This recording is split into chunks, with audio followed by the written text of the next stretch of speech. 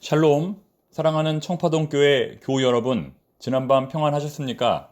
오늘은 2025년 6월 20일 금요일입니다. 오늘부터 장마가 시작되고 많은 비가 내린다고 합니다. 항상 안전과 건강에 유의하시기 바랍니다. 하나님께서 오늘 우리에게 주시는 말씀은 시편 78편 1절부터 11절까지입니다. 역사는 나침반입니다. 역사는 나침반입니다. 라는 제목으로 주의 말씀 증거하겠습니다. 여러분, 학교 다니실 때 역사 과목 좋아하셨나요? 좋아하셨던 분도 계실 것이고 그렇지 않은 분도 계실 겁니다. 저 역시도 역사 과목을 그리 좋아하지 않았습니다. 시험 성적 때문에 억지로 공부하긴 했지만 시험만 끝나면 다 잊어버렸죠. 그런데 요즘은 역사에 쓸모라는 책을 쓰신 역사 강사 최태성 선생님의 말이 떠오릅니다. 삶이라는 문제에 역사보다 완벽한 해설서는 없다. 참 멋진 말입니다. 우리가 인생을 살아가면서 많은 선택의 기로에 서게 됩니다. 무엇이 옳은 선택인지, 어떤 길이 좋은 길인지 잘 모를 때가 있습니다. 그럴 때 역사라는 해설서를 펴보면 앞서 살아간 사람들의 삶을 통해 길을 찾을 수 있다는 것입니다. 문제를 풀다가 도저히 이해가 안 될 때 해설지를 보면 갑자기 명확해지는 것처럼 말이죠. 우리 민족의 역사 속에서도 그런 인물들이 있었습니다. 바로 시인 이육사와 이순신 장군입니다. 이육사는 일제강점기 시절 무려 17번이나 감옥에 갇힌 독립운동가였습니다. 건강하지 못한 몸으로 그 힘든 세월을 어떻게 견뎠을까요? 이순신 장군도 마찬가지였습니다. 임진왜란 당시 억울하게 파직당했고 조선수군은 거의 괴멸 상태에 이르렀습니다. 겨우 12척의 배가 남았을 뿐이지요. 하지만 그는 이렇게 말합니다. 신에게는 아직 12척의 배가 있사옵니다. 이 두 사람이 공통적으로 붙은 말이 하나 있습니다. 바로 오히려라고 하는 단어입니다. 뭐라고요? 오히려. 이육사는 절망적인 현실 속에서도 오히려 꽃은 피어난다고 말했고 이순신 장군은 누구나 포기할 만한 상황에서 오히려 해볼 만하다고 말했습니다. 너무나 감동적인 말이 아닐 수 없습니다. 우리도 살다 보면 낙심하고 싶고 주저앉고 싶은 순간이 옵니다. 그럴 때 이육사와 이순신 장군이 붙들었던 오히려를 생각해 보시기 바랍니다.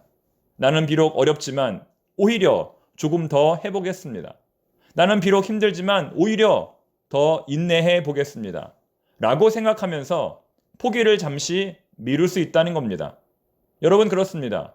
그런 의미로 볼 때 오히려는 우리 인생을 지켜주는 마법 같은 단어입니다. 오늘의 말씀인 시편 78편은 바로 그런 역사 시입니다.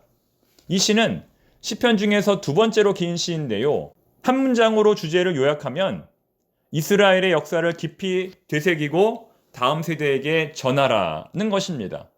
그래서 오늘의 본문은 시편 78편의 서론으로서 우리가 왜 역사를 공부해야 하는지를 말해줍니다. 여러분, 왜 우리는 역사를 공부해야 할까요? 앞서 살펴본 것처럼 역사는 우리 인생의 해설서이기 때문이고 또한 우리가 어디로 가야 할지를 알려주는 나침반이기 때문입니다. 방향을 잃고 헤맬 때 역사는 우리가 다시 중심을 잡을 수 있도록 도와준다는 겁니다. 반대로 생각해보면 왜 우리가 자주 방황하고 실수하고 같은 잘못을 반복할까요? 역사를 제대로 배우지 못했기 때문입니다. 또한 그 역사를 자녀들에게 제대로 잘 가르치지 않았기 때문입니다. 그래서 시인은 이렇게 말합니다. 3절. 이는 우리가 들어서 아는 바요. 우리의 조상들이 우리에게 전한 바라. 4절. 우리가 이를 그들의 자손에게 숨기지 아니하고 여호와의 영예와 그의 능력과 그가 행하신 기이한 사적을 후대에 전하리로다. 무슨 말입니까? 끊임없이 역사를 가르치고 전하라는 겁니다. 이제라도 하나님의 말씀을 가르치고 전하라는 것입니다.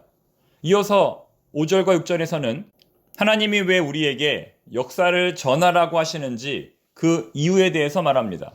그것은 바로 다음 세대를 위해서입니다. 우리만 알고 끝내지 말고 반드시 다음 세대가 알 수 있도록 전하라는 것입니다. 그리고 7절과 8절에서는 그렇게 하나님의 말씀과 역사를 전할 때 어떠한 유익이 있는지를 말해줍니다. 7절. 그들로 그들의 소망을 하나님께 두며 하나님께서 행하신 일을 잊지 아니하고 오직 그의 계명을 지켜서 8절 그들의 조상들처럼 완고하고 패역한 세대가 되지 않게 하려 하심이라. 무슨 말입니까? 하나님의 말씀을 전하고 가르치면 날마다 하나님께 소망을 두고 살아갈 수 있기 때문에, 날마다 하나님께서 행하신 일을 잊지 않기 때문에 결과적으로 앞선 세대와 같이 멸망당하지 않을 수 있다는 겁니다. 요약하면 하나님의 말씀을 잘 배우고 전하면 승리한다는 겁니다. 그리고 9절부터 11절에 등장하는 에브라임 지파 이야기는 매우 흥미롭습니다. 에브라임 지파는 철저히 무장한 군대였지만 전쟁에서 패합니다. 왜 졌을까요?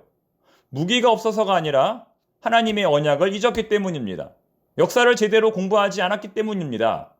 이제 오늘의 말씀을 정리하겠습니다. 오늘의 본문 시편 78편은 역사시입니다. 이스라엘 백성들의 출애굽부터 광야 생활에 대하여 매우 자세하게 기록하고 있습니다.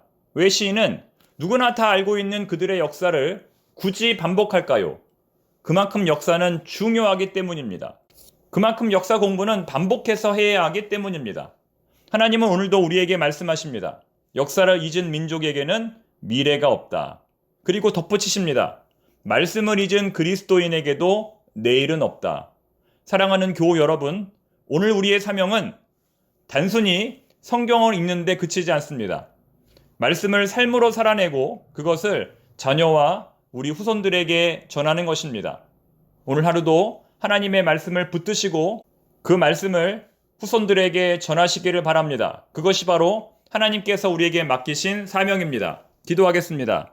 하나님 아버지, 우리에게는 중요한 사명이 있습니다. 그것은 하나님 나라 갈 때까지 열심히 성경을 공부하고 전하는 것입니다. 체력도 주시고 열심도 주시고 믿음도 주셔서 하나님의 말씀을 공부하고 전하는 것이 괴로운 일이 아니라 즐거운 일이 되게 하옵소서. 깨어있는 그리스도인이 되어서 내 자신의 문제도 잘 해결하고 우리 자녀들에게도 믿음을 잘 전수하는 참된 믿음의 사람들이 되게 하여 주옵소서. 예수님의 이름으로 기도드립니다. 아멘.